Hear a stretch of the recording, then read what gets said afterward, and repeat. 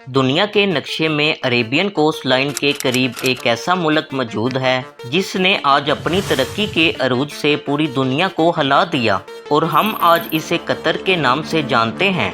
आज पूरी दुनिया हैरान है कि कतर के लोगों के हाथ ऐसा क्या लगा जिससे इनकी किस्मत चमक उठी। जिस मुल्क से लोग तिजारत करना अपना नुकसान समझते थे, इस मुल्क से आज तिजारत करना लोग अपनी खुशकिस्मती समझते हैं।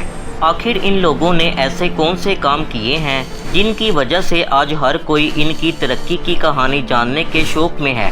आइए आज की इस वीडियो में इन सब हक़ाइक़ के बारे में बात करते हैं। दोस्तों, हिडन ब्रॉडकास्ट की एक और इंटरेस्टिंग वीडियो में खुशामदीद। सबसे पहले देखते हैं कि कतर के आज से 100 साल पहले क्या हालात थे। दोस्तों, कहा जाता है कि कतर के लोग मोतियों का कारोबार करते थे।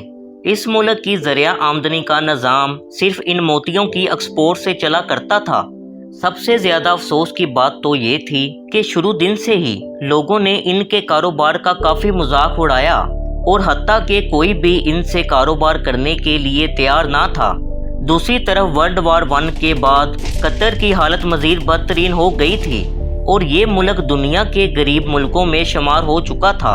हालात बहुत ज़्यादा ख़राब हो चुके थे और इनकी इकॉनमी दिन ब दिन बेहतर होने की बजाय पूरी तरह से तबाह हो चुकी थी। खैर, इन लोगों ने ऐसी सूरत हाल में अपनी हिम्मत को टूटने ना दिया और अपनी मेहनत जारी रखी। यूं साल गुजरते जा रहे थे कि साल 1940 में इन्हें यहाँ से तेल का कुआं मिल गया।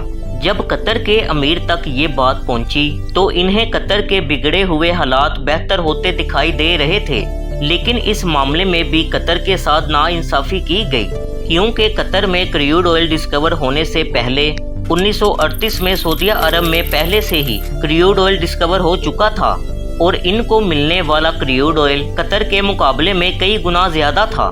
यूं इस तरह कतर में दरियाफ्त होने वाले क्रूड ऑयल को पूरी दुनिया ने संजीदगी से ना लिया और बजाय के लोग कतर से कारोबार करते, इन लोगों ने सऊदी अरब से कारोबार करने को तरजीह दी।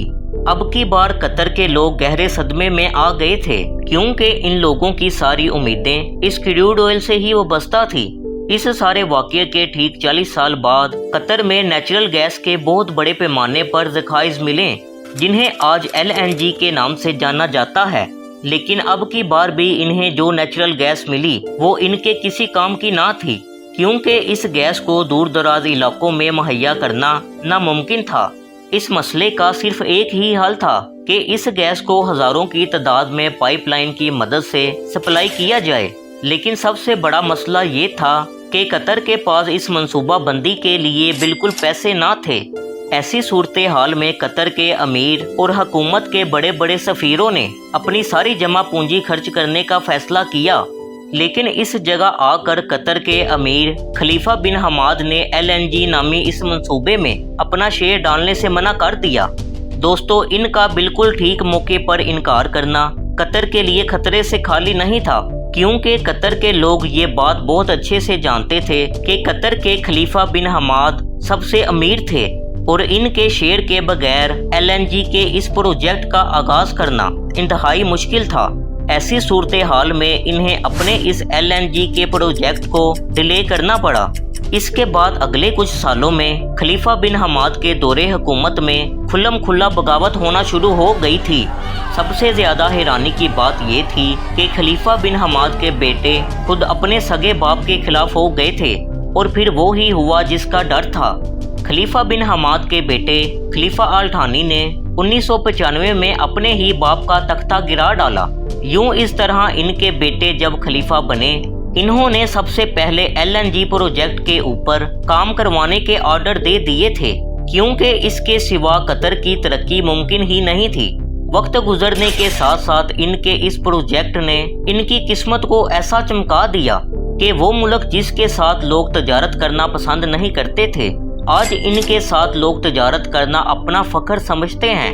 इस तरह आज कतर LNG का सबसे बड़ा एक्सपोर्टर बन चुका है। यूं इस तरह कतर पूरी दुनिया में अपना नाम मनवाने में कामयाब रहा। लेकिन बात अभी यहीं ख़त्म नहीं हुई। कतर ने मज़ीद अमीर होने के लिए सऊदी अरब की तरह विजन 2030 भी पेश कर दिया है। जिसमें ये लोग अपनी इकोनॉमी को अगले कुछ सालों में ऑयल और नेचुरल गैस की डिपेंडेंस से अपने आप को आज़ाद करना चाहते हैं। इस चीज़ की शानदार मिसाल कतर में होने वाला फीफा वर्ल्ड कप 2022 है। जी हाँ, जहां पूरी दुनिया वर्ल्ड कप की मेज़बानी से कतरा रही थी, वहां कतर ने भरपूर अंदाज में अपने $मिलियन स्पेंड करके वर्ल्ड कप को अरेंज किया। जब आसपास की कंट्रीज ने ये सुना कि फीफा का वर्ल्ड कप इस साल कतर करवाने जा रहा है, तो ये लोग चौंका गए कि ये वही मुल्क है जो आज से चंद साल पहले ब्रिटिश की गुलामी में कैद था, वो आज ये सब इख्तिमाम कर रहा है। एक रिसर्च के मुताबिक कतर की इकोनॉमी में फीफा वर्ल्ड कप से $7.9 बिलियन का मुनाफा हुआ, जबकि इसके बरक्स अभी हाल ही में कतर ने फीफा वर्ल्ड कप से पहल सिर्फ स्टेडियम की रेनोवेशन के लिए $6.4 बिलियन खर्च किए थे। मतलब ये हुआ कि सिर्फ वर्ल्ड कप से इन लोगों को तकरीबन $1 बिलियन का मुनाफा हुआ, जो ऐसा मिडल ईस्ट में पहली बार हुआ था कि किसी मुल्क को इतनी जल्दी इतना मुनाफा हुआ हो।